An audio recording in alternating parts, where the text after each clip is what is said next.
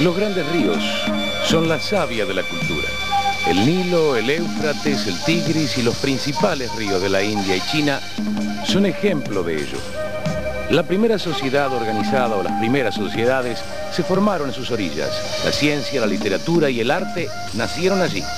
En estas regiones, la tierra es muy fértil, pero la única razón de su desenvolvimiento no radica en ello. Los hombres han tenido que colaborar en un trabajo común para arrancar los frutos de la tierra. La zona fértil de Egipto no es más que un oasis alargado, nacido de los aluviones depositados por este río, el río Nilo. La corriente arranca el limo de las regiones del África Central, en donde tiene su nacimiento el Nilo, y de las montañas de Etiopía, y lo lleva hasta aquí Egipto. Al cabo de varios de miles de años de trasiego, los aluviones se han extendido sobre el suelo pedregoso de las orillas y las arenas del desierto. Antes que el hombre iniciara su irrigación, el valle del Nilo se limitaba a una faja cenagosa y de frondosa selva donde proliferaba la caza menor. Los primeros egipcios, aprisionados en esta selva y las arenas del desierto, tuvieron que sanear las marismas y ganar, paso a paso, las tierras de labor. La amplitud de esos trabajos, canales y depósitos de agua, no solamente requirió la energía de toda la comunidad, sino también la cooperación en el esfuerzo, es decir, una sociedad organizada. En los primeros planos de la evolución cultural, los egipcios ya incluyeron la necesidad de un orden político. Así es como el Nilo proporcionó las bases de la sociedad egipcia.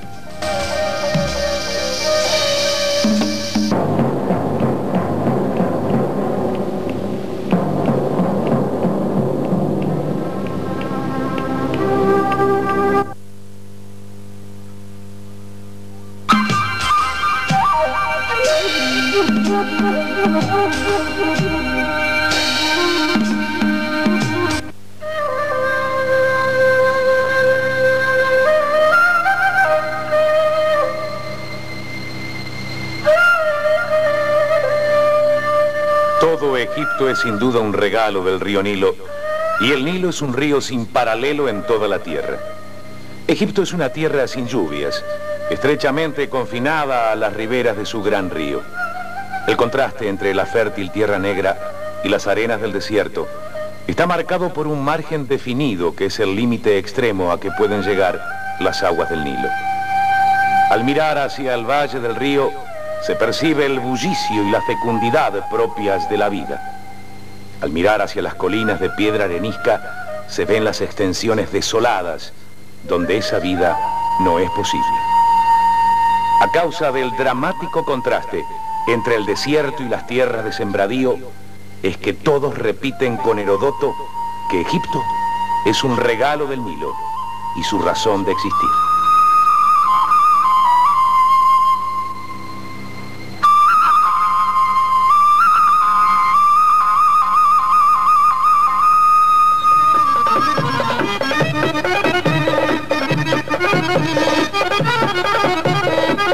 Comparada con la eterna vida del río, El Cairo, la capital egipcia, es una ciudad nueva de solo un siglo de existencia. A la sombra de las gigantescas pirámides, los cairotas han levantado sus monumentos para glorificar el Islam, haciendo de su ciudad la capital cultural de la civilización árabe. A través del mundo, los musulmanes consideran a El Cairo como lugar sede del tesoro del arte islámico, arquitectónico e intelectual.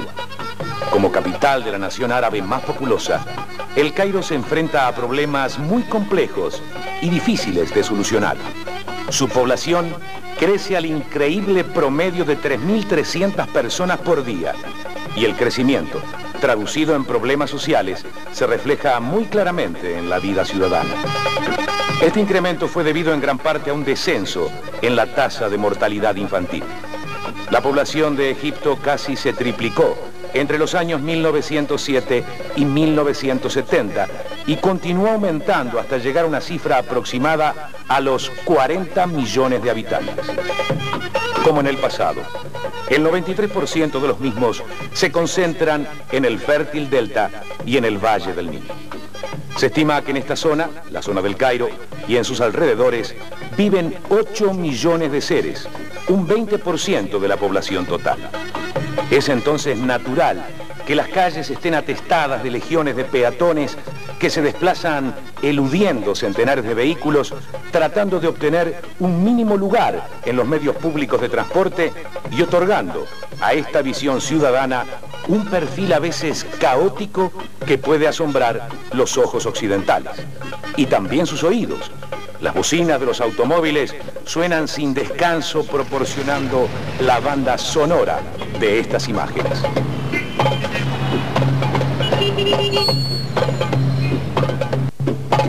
Obviamente, los servicios públicos, a pesar de haber sido redimensionados a través de esfuerzos del gobierno, continúan no dando abasto ante las exigencias de una población siempre creciente. Esta particularidad transforma a El Cairo en un lugar donde el principio del hágalo usted mismo no existe. Para cualquier trabajo, quien pueda disponer de una pequeña remuneración tendrá toda la asistencia que precise. A pesar de los graves problemas que existen, el egipcio se muestra esperanzado y optimista en el futuro. La economía se ha desarrollado en mejores términos durante los últimos 5 años. Se está dando prioridad al desarrollo de una estrategia económica que enfatice sobre las inversiones para obtener más producción que consumo y se ocupe de las distorsiones, minimizando los problemas sociales como consecuencia de esta misma política.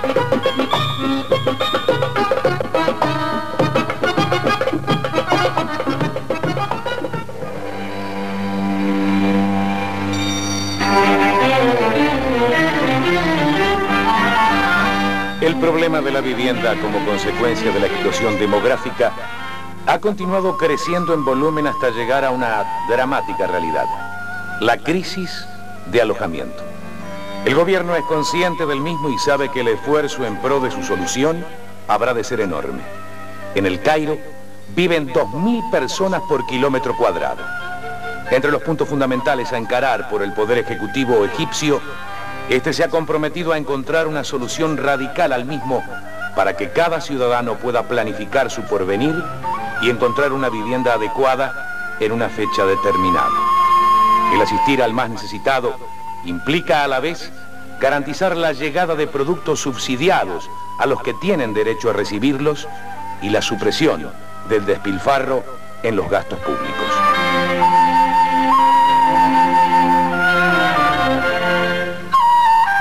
Como ciudad de contrastes que es, en esta antigua capital, el siglo que vivimos ha superimpuesto una moderna metrópolis con altos edificios, modernos caminos y otras posibilidades que al fin hacen del Cairo la ciudad más grande del África. Desde que esta nación fue declarada república en junio de 1953, la búsqueda de una identidad nacional fue prioritaria. Con el presidente Nasser, durante 17 años, Egipto se transformó en líder destacado de las naciones del tercer mundo. El símbolo de ese esfuerzo es tal vez la gigantesca represa de Asuán, cuyas turbinas generan electricidad suficiente como para cubrir las necesidades del país. Cuando el presidente Anwar el-Sadat sucedió a Nasser en 1970, Egipto continuó su evolución positiva, llegándose incluso a la firma del Tratado de Paz con Israel, alejando así el fantasma de la guerra que consecutivamente en los últimos años había herido profundamente su economía.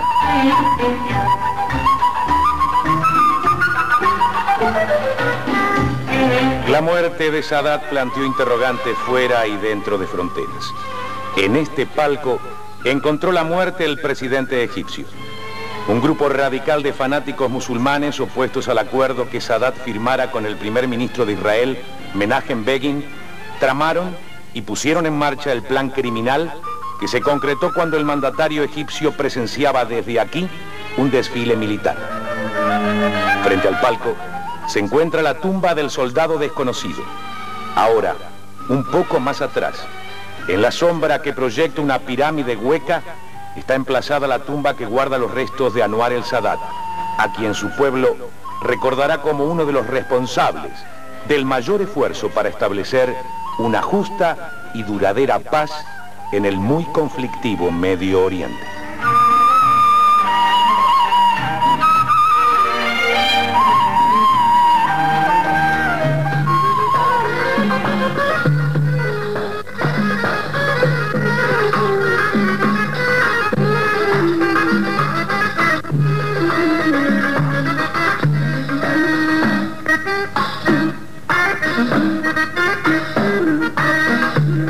El Khan el Jalili, lugar ineludible para el que visita el Cairo.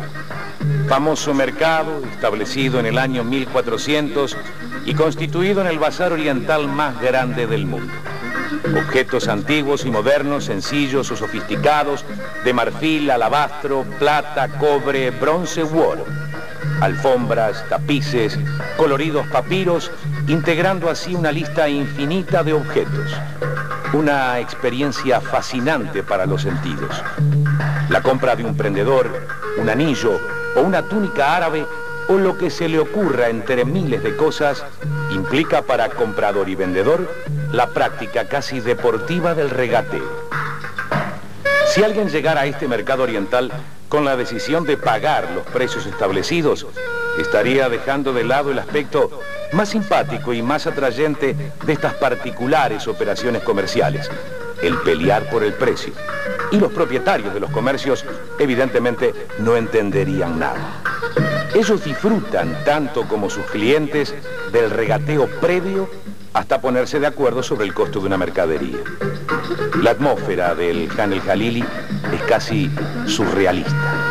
Turistas que saborean un café a la turca, artesanos ensimismados trabajando en sus reducidos negocios, clientes nativos entregados a su tiempo de ocio, tenderos ofreciendo sus productos y otras centenares de imágenes que entre colores y perfumes distintos no permiten que la atención del visitante pueda concentrarse en algo en particular.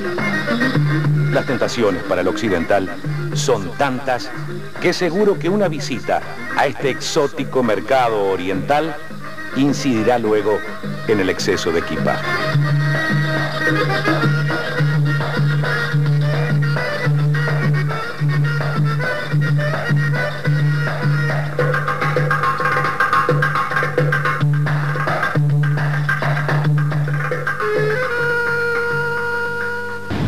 La Sagrada Familia se cobijó en Egipto y vivió cerca del lugar llamado Babilonia, esta fortaleza romana en ruinas ubicada al sur del Cairo. En casi todas partes, antiguas leyendas hablan acerca de los milagros realizados por el niño.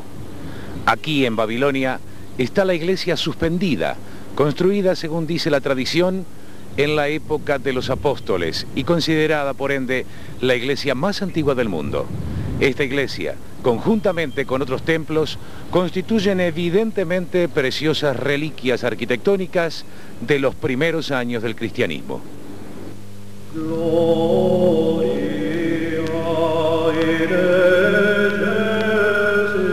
La entrada a la vieja ciudad se realiza a través de dos torres romanas. Una vez adentro de los muros, uno se encuentra rodeado por iglesias coptas y monasterios que datan del tiempo cuando Egipto era un país cristiano. La iglesia suspendida, a la que se le llama Al-Mu'allaka, fue construida en la época de los apóstoles, sobre la puerta de una ciudad romana que fue hallada después por los arqueólogos. Esta iglesia es considerada como la más antigua del mundo. A corta distancia de la iglesia suspendida está la de Abu Serga o de San Sergio. De acuerdo con la leyenda, la Sagrada Familia estuvo aquí cuando se cobijó en Egipto. María, José y el niño Jesús habrían vivido por algún tiempo en una caverna, la cual forma parte ahora de la misma iglesia. Miles de fieles, desde distintos lugares del mundo llegan hasta aquí en actitud reverente. En el viejo Cairo el tiempo parece haberse detenido. Esa impresión se refuerza al caminar por sus callejuelas toscamente empedradas hace cientos de años y sus paredes de madera y adobe a las que el paso de las centurias parece no haber afectado seriamente. La iglesia copta ortodoxa tiene en este reducto preciosas reliquias arquitectónicas de los primeros años del cristianismo. A pocos pasos de Abu Serga se encuentra la iglesia de Santa Bárbara y un poco más adelante la sinagoga de Ben Ezra, que aquí se ha mantenido a pesar de hostilidades y guerras transcurridas entre egipcios e israelitas.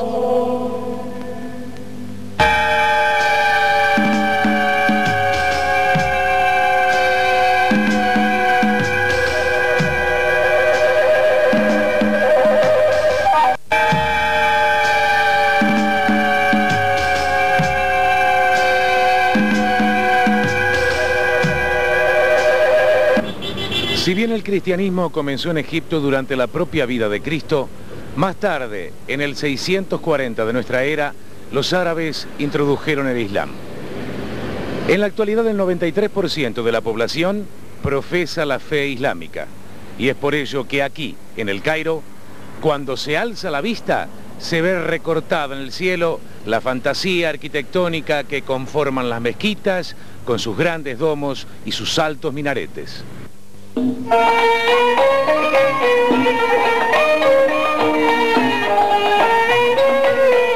A El Cairo se le llama la ciudad de las 1000 mezquitas y la calificación no es exagerada. Un número muy aproximado de ellas recortan aquí su perfil sobre el cielo. El pueblo del Nilo, quien desarrolló en la antigüedad una vasta religión ética hace más de 5000 años, ha sido desde siempre un pueblo extremadamente religioso. En el centro del Cairo, para llegar a la vieja ciudadela, un fuerte al estilo de los cruzados construido por Saladino en el año 1207, hay que pasar entre dos de las más importantes mezquitas de la ciudad. La mezquita Rifai, finalizada en 1912. En su interior están las tumbas del rey Fuad, que muriera en el año 1936, y la del rey Farouk, que falleciera en 1965. Esta otra es la mezquita del sultán Hassan. Él fue quien la mandó construir y quedó terminada en 1362. Grandiosa en su concepción, sin perder austeridad. Un imponente portal conduce a pasajes oscuros por los cuales se llega a un magnífico patio interior donde se ubican las áreas en las que los musulmanes rezan.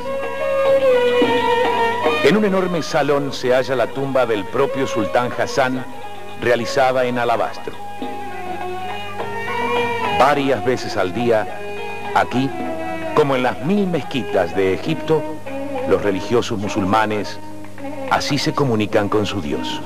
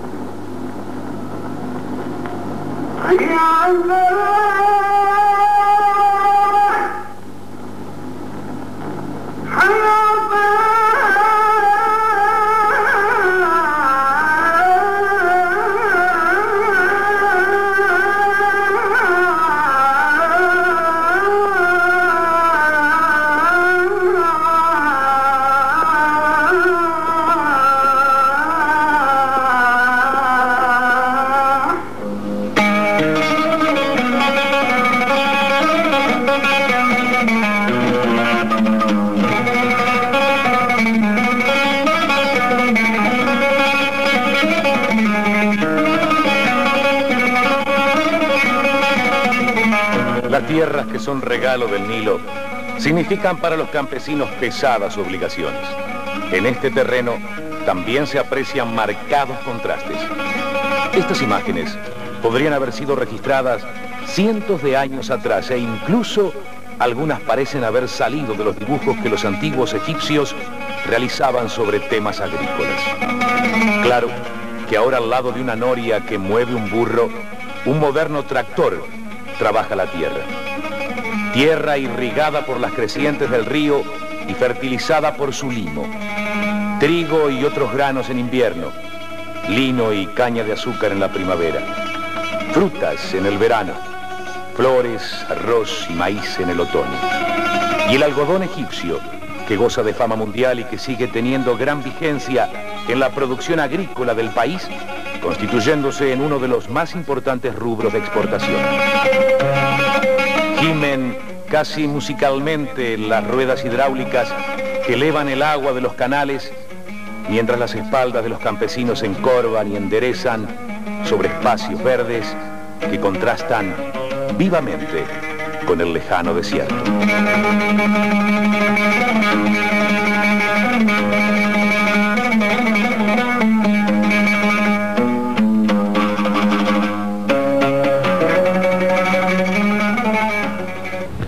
El Cairo marca evidentemente los miles de contrastes que se dan en Egipto.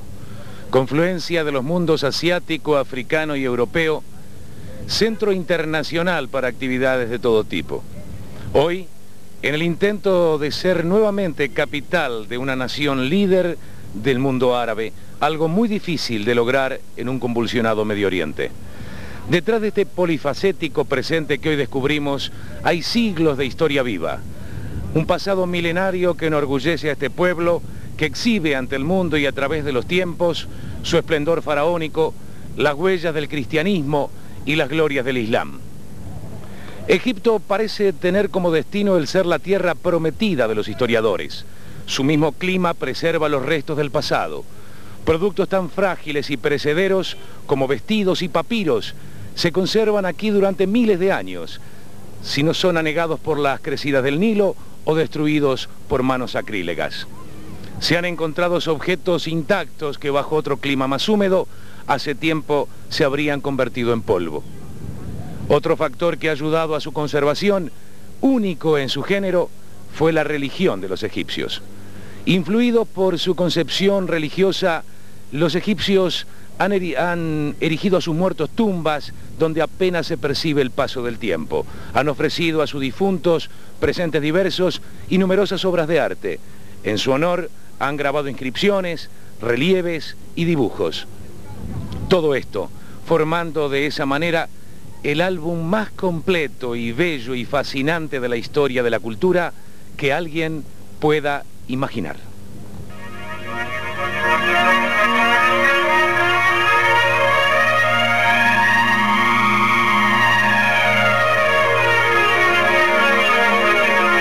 La época de las grandes construcciones dio comienzo en el antiguo Egipto por el año 2700 a.C.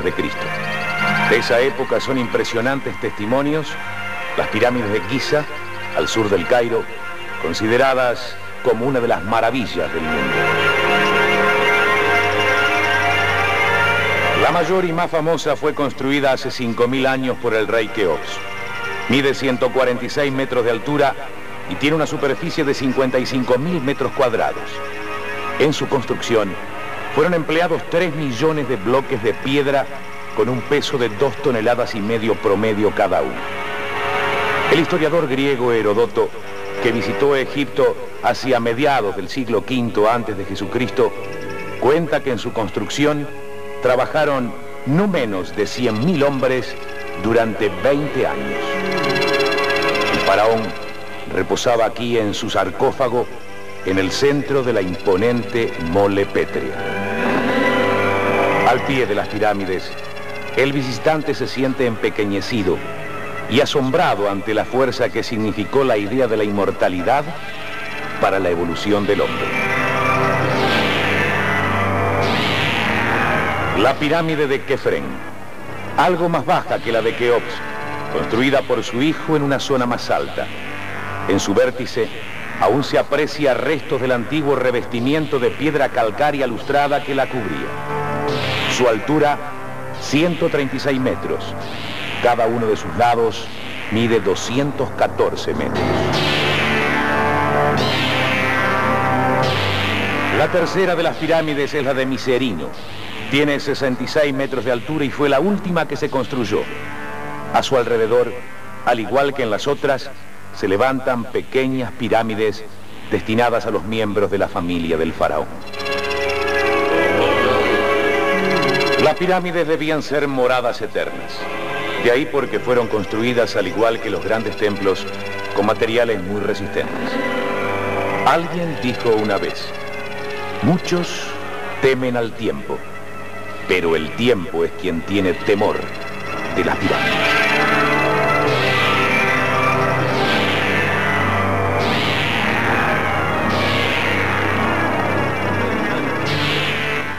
Estatua fabulosa y gigantesca, con sus 73 metros y medio de largo aproximadamente y 20 de altura. Es la Esfinge. Representa el cuerpo de un león con rostro humano que algunos identifican como femenino y otros le atribuyen los rasgos de un faraón. Pero los conocedores, los sabios, dicen que el rostro de la Esfinge es muy similar al del faraón Kefren. El conjunto de esta estatua y las 3 pirámides en su fondo está considerado como una de las 7 maravillas del mundo antiguo.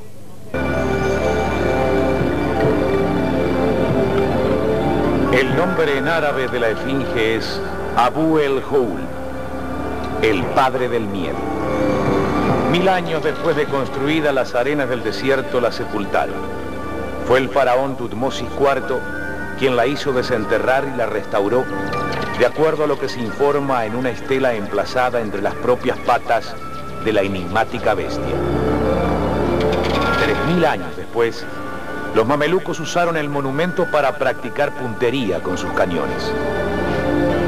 A sus pies, enmudecieron de asombro a Alejandro, César, Napoleón y millones de viajeros del mundo entero a través de los tiempos.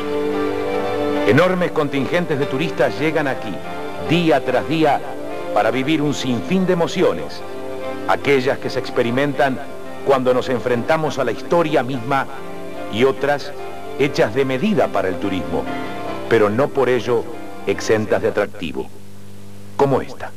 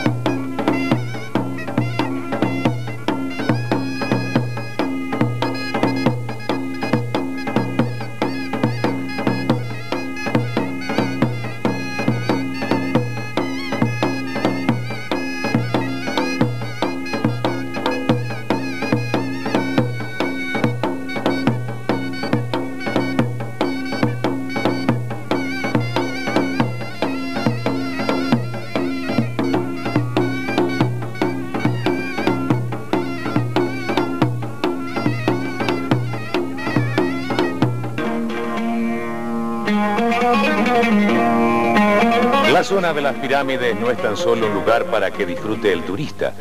Constituye también un sitio de reunión popular, los días feriados, por ejemplo, y en esas jornadas, el cairota se mezcla libremente con las legiones de visitantes de todas partes del globo.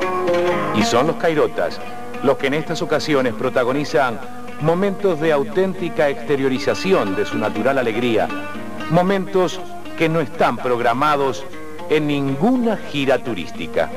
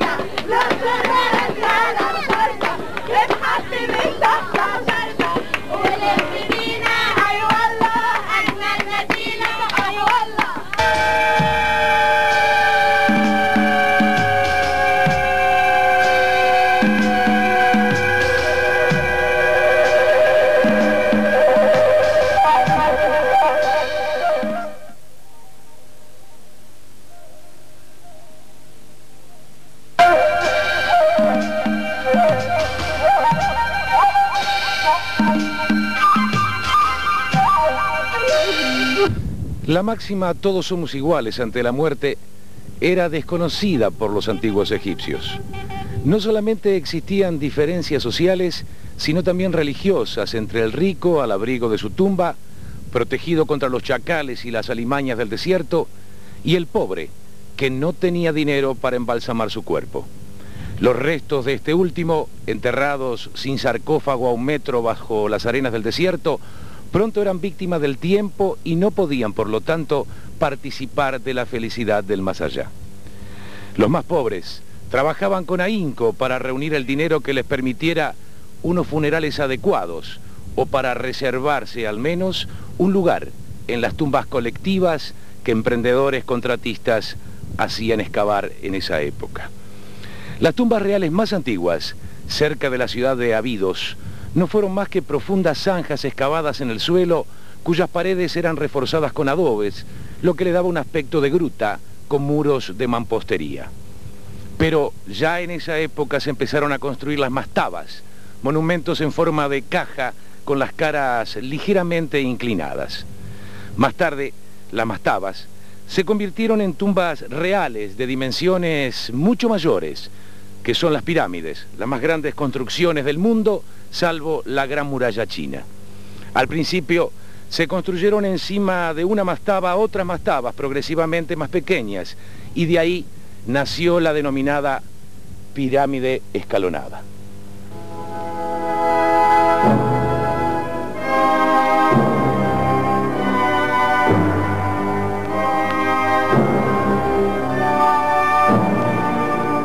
Saqqara, a 20 kilómetros al sudoeste del Cairo.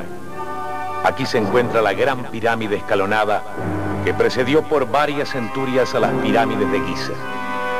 En ella se inspiró el rey Keops para construir su monumental tumba. La pirámide escalonada está emplazada dentro de un área donde se levantaron palacios y templos antiquísimos.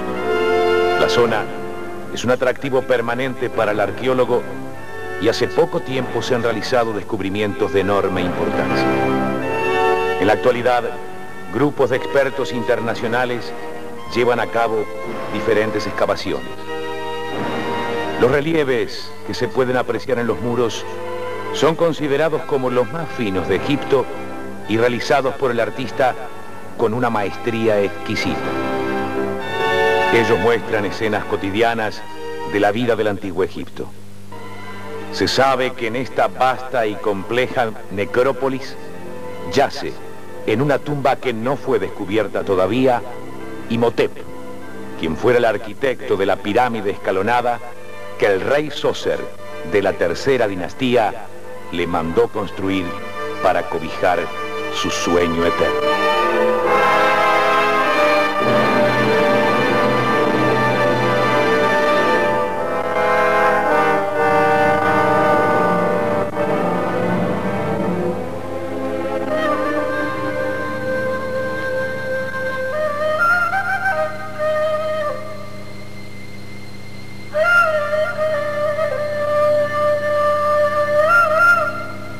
En viaje hacia el Alto Egipto. El río Nilo deja de correr por el Egipto de los árabes y comienza su curso por el Egipto de los africanos. El agua es clara, el clima seco y el cielo tiene un celeste intenso. Nuestro destino, una legendaria ciudad que fue el centro del poder y la gloria de los egipcios desde el año 2100 al 750 a.C. En ella, desde la 10ª a la 25ª dinastía, estos dejaron impresa su profunda huella. Lo hicieron en el mismo amanecer de la historia.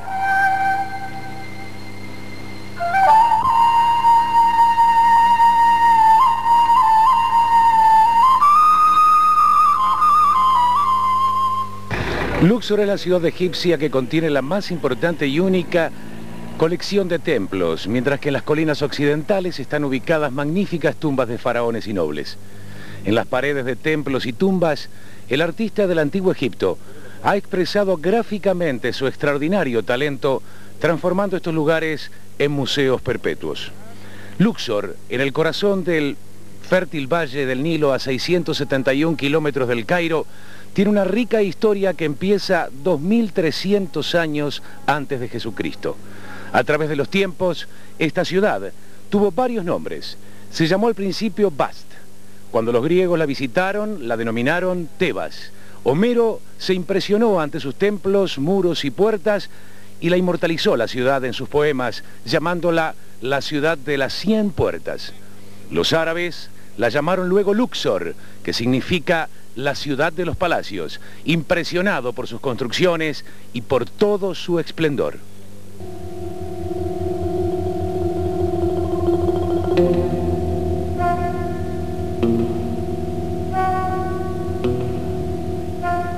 Y en Luxor, precisamente en la ribera este del Nilo, se levantan en permanente desafío a los años los muros del gran templo de Luxor. Amenofis III de la 18ª dinastía y Ramsés II de la 19ª fueron los responsables de la mayor parte de su construcción durante los años 1400 y 1250 a.C. Este impresionante templo se usaba fundamentalmente una vez al año para dar marco a una solemne ceremonia ofrecida al dios Amón, el sol. En su interior y al comienzo de cada año, una larga procesión se desplazaba llevando representaciones de su dios, simbolizado como Amón-Ra, el dios sol, o como Amón-Min, una lasciva y escandalosa deidad cuya inconfundible imagen fálica aparece representada en distintos murales. Aquí se encuentra uno de dos obeliscos maravillosamente trabajados. El otro es el que Egipto en 1831 regaló a Francia y hoy se alza en la famosa Plaza de la Concorde, en París. Una nueva tendencia en materia de construcciones se va afirmando con este templo, el gigantismo en la arquitectura. Formidables columnas vienen a constituir orgullosos atrios adornados por colosos de granito. A la fantástica proporción de la arquitectura corresponde la asombrosa multiplicación de los colosos, traduciendo así el deseo de proporcionar al pueblo imágenes tangibles de la divinidad del faraón.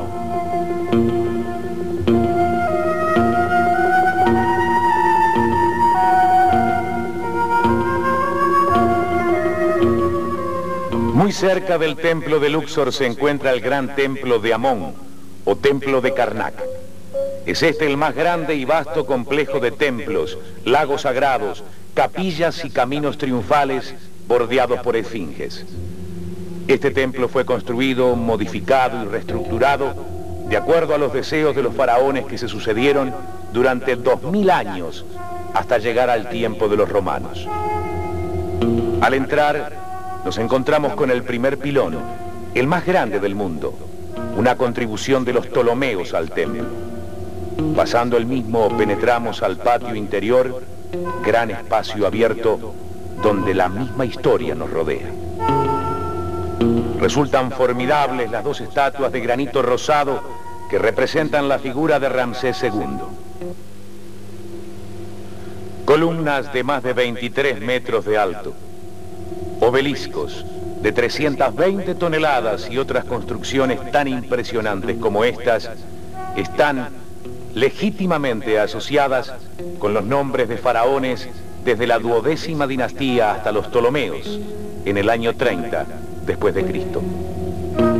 Sus sagrados laberintos, exclusivos una vez para faraones y sacerdotes, son considerados hoy un verdadero sumario en piedra de los relatos de las vicisitudes de la historia del antiguo Egipto.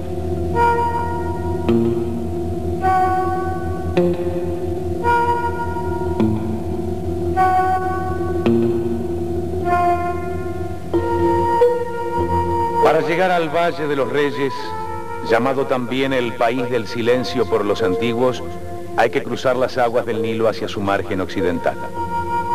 Fue el faraón Tutmosis I quien, para protegerse de los profanadores de tumbas, decidió construir la suya en la ribera izquierda del Nilo, aguas arriba de Tebas, en la parte salvaje e inaccesible de las montañas de Libia. Tutmosis pensó que aquí los muertos podrían descansar en paz. Un pequeño pueblo que parece pintado se recorta contra la montaña en el camino a la real necrópolis.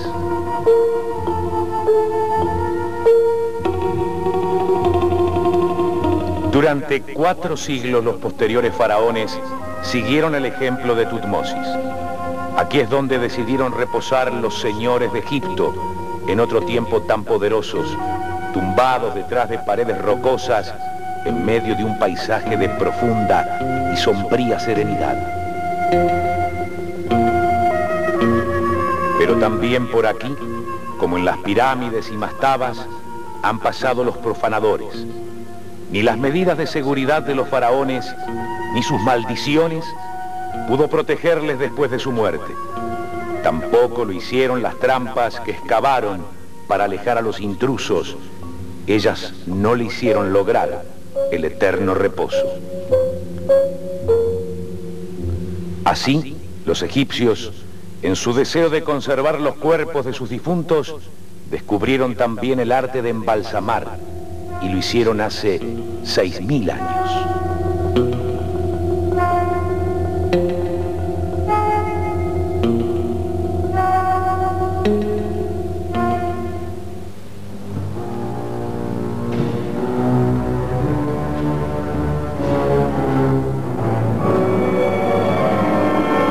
Las tumbas reales que penetran en el subsuelo del Valle de los Reyes respondían, como era costumbre, a la posición sin par del faraón. Esta es la de Ramsés VI. Perteneció a la 20ª dinastía y tuvo un corto reinado de 7 años, desde el 1141 al 1134 a.C. Los tesoros perdidos que rodeaban a estos reyes, acostados en sus finos sarcófagos de cuarcita, se supone que excedían tanto en calidad como en cantidad a lo que en otras tumbas fue hallado en nuestros tiempos.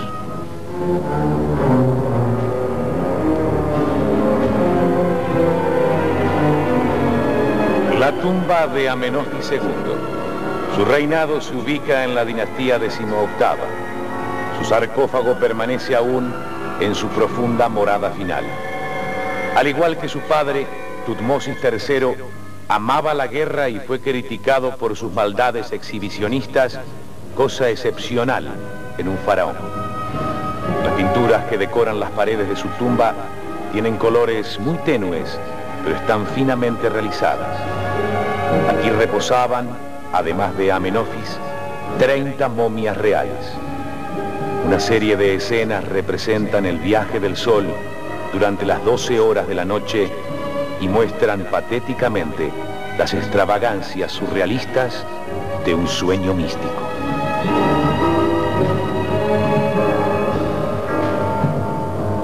Esta es la mayor tumba encontrada en el Valle de los Reyes. Perteneció a Seti I. Sus largos corredores y salas penetran 100 metros en la roca viva. Los murales pintados sobre sus paredes conservan aún la frescura y esplendor que 3.000 años no pudieron dañar ni empalidecer. Su sarcófago de alabastro blanco, una verdadera maravilla, es orgullo hoy de un museo en Londres. En algunos de los muros, los dibujos están solo delineados, marcando el trabajo inconcluso de los artistas. El faraón Seti fue protagonista de muchas batallas y así lo destacaban relieves e inscripciones que se convirtieron en las primeras muestras de un género que más tarde fue imitado por alguno de sus sucesores.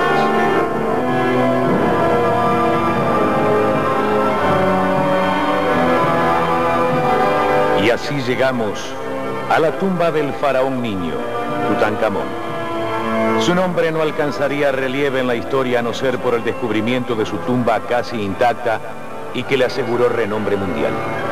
Lo más importante que puede decirse de este faraón es que murió y fue enterrado. La tumba fue descubierta en el otoño del año 1922 por el arqueólogo inglés Howard Carter.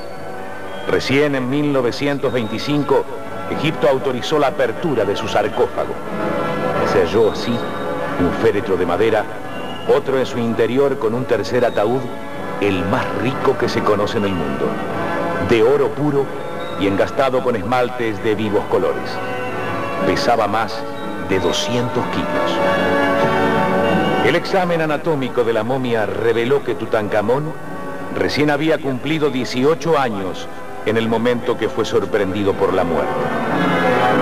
La tumba es modesta, pequeña en sus dimensiones. De ahí el asombro genuino que se puede experimentar al pensar en los espléndidos tesoros que estos muros cavados en la roca pudieron esconder durante miles de años. Las pinturas que rodean al sarcófago que contiene el segundo de los féretros se encuentran en excelente estado de conservación y sorprende la calidad de sus colores.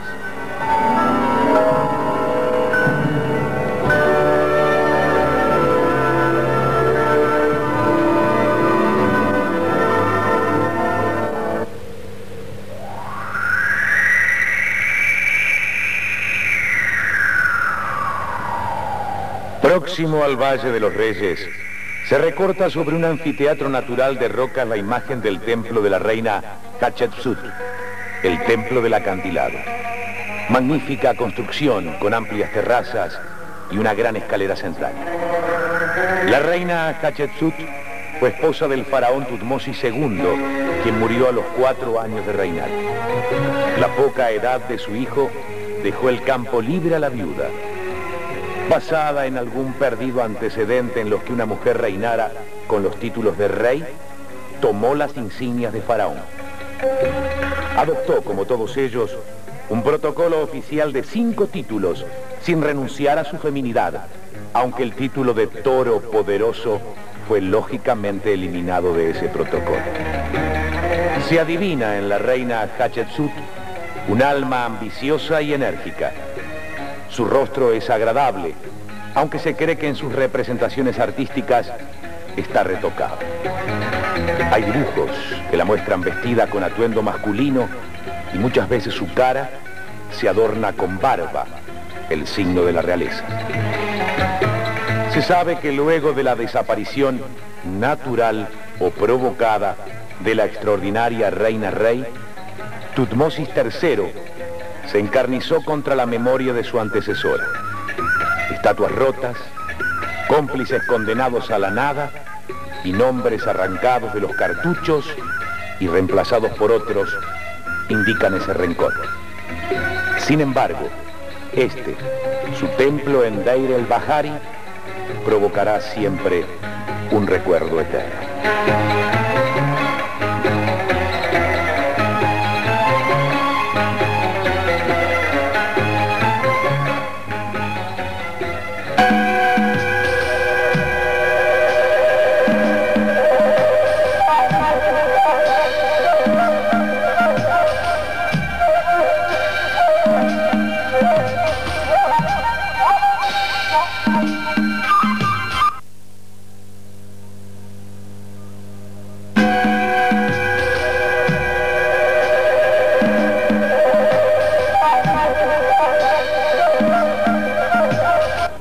Cada año viene a Egipto una verdadera masa de turistas y el interés que en otro tiempo era prerrogativa del investigador se extiende hoy a amplias capas populares. Parece como si en estos días el antiguo esplendor de los egipcios hubiera surgido a una nueva vida, si bien naturalmente desde otro punto de vista. En efecto, según la opinión de los investigadores, aquella época tiene mucho que ver con la nuestra. En el curso de estos últimos decenios, el arte egipcio ha llegado a ser para nosotros más próximo y mucho más comprensible. A este resultado ha contribuido en gran manera las exposiciones de obras de arte, propiedad del Museo del Cairo, organizadas en diferentes ciudades de América y de Europa. Es casi imposible llegar a entrar en contacto con Egipto sin hacer una visita aquí, al Museo del Cairo. Extraordinaria colección de objetos de arte que puede constituir sin duda alguna una experiencia fascinante.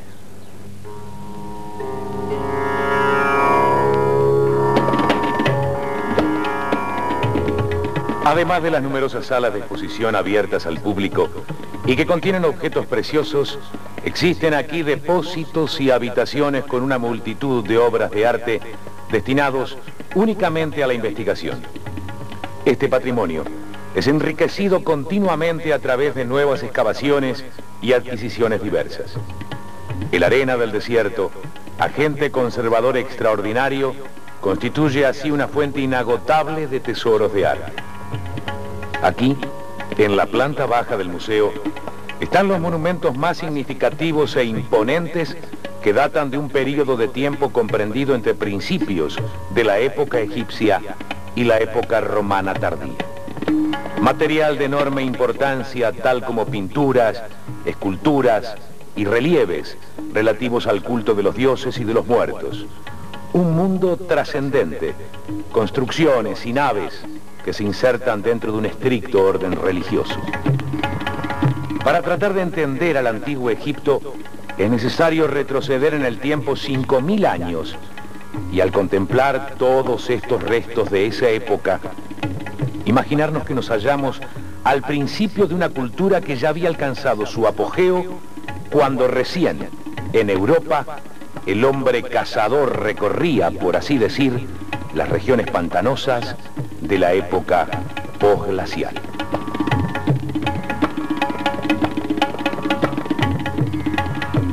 Los tesoros hallados en la tumba del rey Tutankamón merecen capítulo aparte. En el interior de esa tumba se encontraron obras maestras de ebanistería egipcia, joyas riquísimas en ébano y oro, sillones, cofres y esculturas. También la fabulosa máscara del joven faraón Tutankamón, considerada en el terreno artístico como el objeto más hermoso del mundo.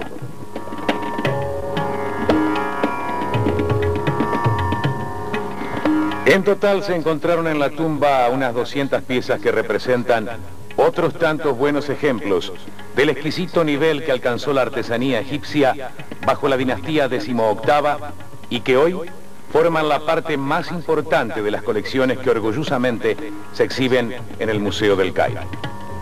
En este terreno nunca se produjo un descubrimiento tan valioso. La belleza y riqueza de las obras de arte halladas sobrepasaron cuanto se había encontrado hasta entonces en Egipto. Gracias a la tumba de Tutankamón, la cultura egipcia atrajo a muchos estudiosos que admiten que la misma ejerció una profunda influencia sobre los pueblos vecinos.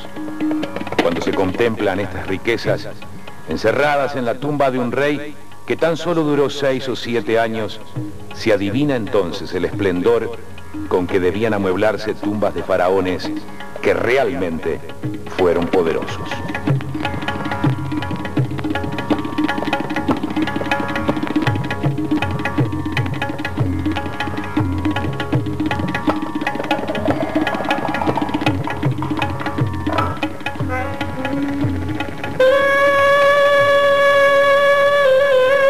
Hoy los egipcios no construyen pirámides ni excavan tumbas.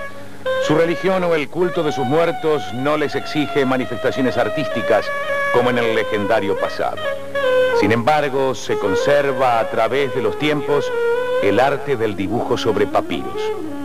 Con técnica rica en matices y copiando con gusto el nutrido legado que la época de los faraones dejó en este campo, centenares de artistas en institutos especializados de esta manera expresan su talento. Esta planta fue una planta sagrada antiguamente y los faraones en nuestra historia también adoraban esta planta porque fue el señal del Bajo de Egipto. ¿Sabe usted que Egipto ha dividido en 2 tierras, Alto de Egipto y Bajo de Egipto, hace 3200 antes de Jesucristo? Entonces esa planta, los faraones utilizaban el parte exterior de esta planta para hacer sus cosas particulares, barcos funerarios y también sandalias y sombreros. Y puedes imaginar usted que el parte interior de esta planta se usa para hacer el papel sagrado, lo que ellos usaron para escribir sus documentos y sus vidas diarias, como nosotros hacemos ahora el papel del papyrus. Al principio cortamos el parte exterior. Este parte exterior lo que se usa para hacer sandalias y sombreros y barcos funerarios. El parte interior solamente la blanca parte lo que se usa para hacer el papel. Cortamos tajadas muy delgadas, muy finas como así, y las ponemos estas tajadas en el agua a lo largo de 6 días. es un agua normal, agua pura de río Nilo, cambiando el agua cada día. Y al final de esos 6 días, las tajadas llegan más flexibles y no se rompen. Pueden doblarlo, no se quiebra. Y también los colores llegan más oscuros.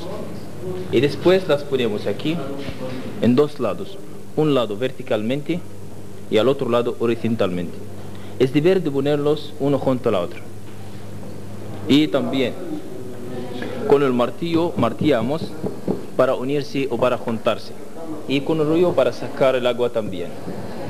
Y las tajadas sí mismas tienen un pegamento, por esa razón se pegan naturalmente. Y después las ponemos aquí entre 2 telas, una tela de algodón y el otro del fieltro, cambiando las 2 telas cada 5 horas para absorber la humedad y el agua. ¿Cómo lo hacían los faraones? Los faraones utilizaban las pieles de los animales, sin de esos materiales. Claro, no tenían estas cosas. Y después las ponemos bajo la prensa a lo largo de 6 días más. Ellos también utilizaban las piedras talladas, sin de esos instrumentos.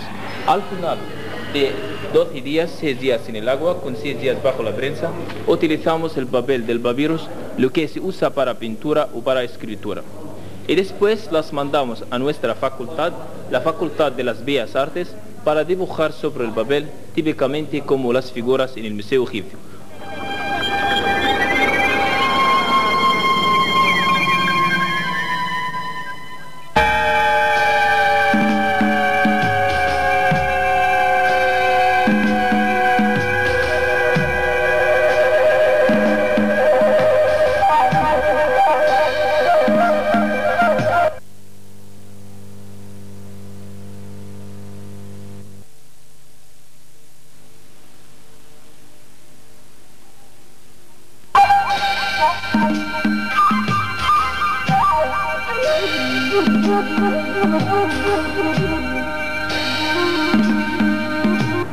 Los antiguos egipcios celebraban numerosas ocasiones con cantos, música y danzas.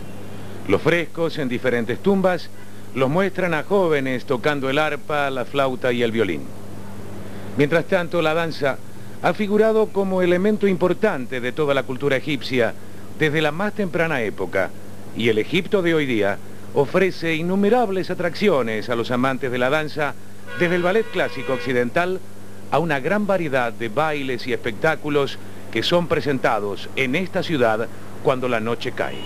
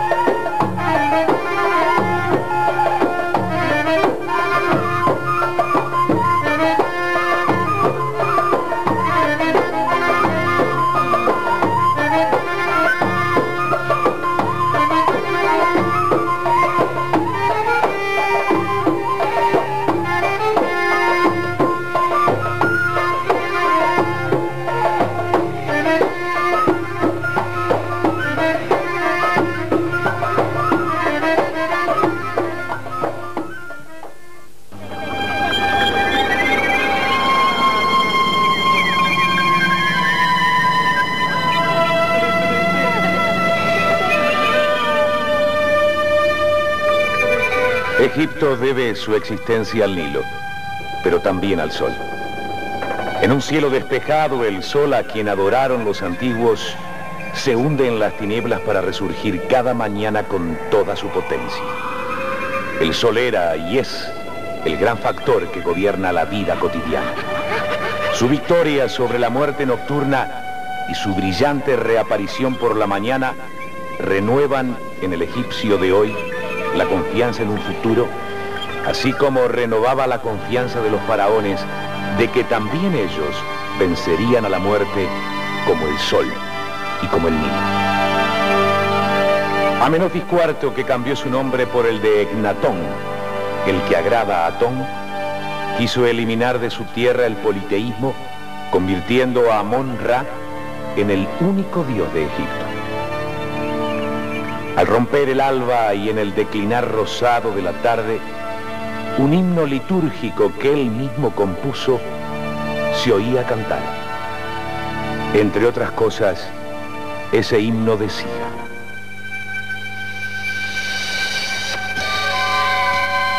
tú eres Atón, tú eres eterno. Has creado el cielo lejano para elevarte y ver las cosas que has creado. Eres solo y das la vida a millones de seres. Sus bocas reciben de ti el soplo de la vida. Hasta las flores se abren a tu aparición. Hermosa es tu alborada y tus rayos iluminan. Resplandeciente y fuerte eres tú, Señor de la eternidad.